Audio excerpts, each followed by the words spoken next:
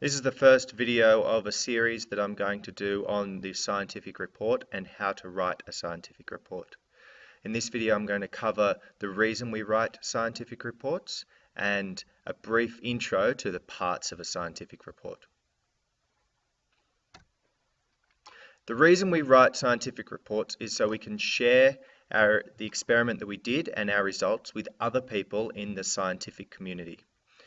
And this dates back to the formation of the Royal Society, which was the first scientific society where people would do experiments. They would write them up and then they would send them to other people in the society to tell them what they found and contribute to the growing body of what has now become science in all its disciplines.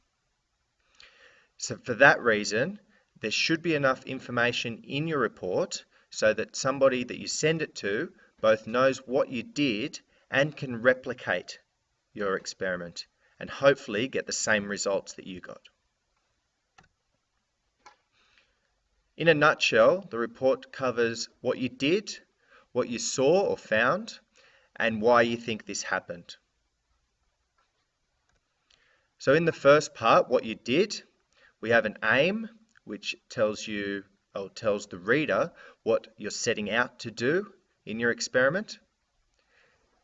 We then look at the variables where we determine what we're measuring. We have a hypothesis which tells the reader what we think is going to happen, and it doesn't always happen that way.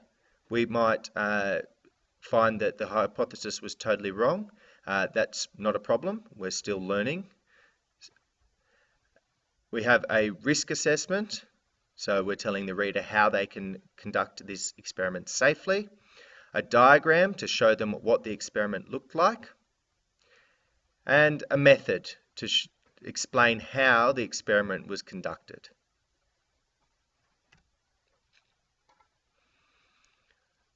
The what we saw part shows our results. And there's three ways that we present our results. Firstly, we present our results through a table showing our results in numbers.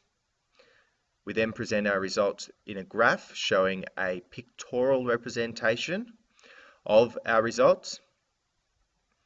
And finally, we have an explanation of our results, again showing these same results, but this time using words. And finally, we looked at why we think this happened. And this usually forms the majority of the space in your scientific report. Okay, so the discussion is the part where you really want to go into the detail and really explore all the avenues, and we'll go into what needs to go into that discussion in another video. And then at the end of the discussion, you have a conclusion which sums up the experiment, usually only one sentence. In this video, we had a quick rundown on the scientific report.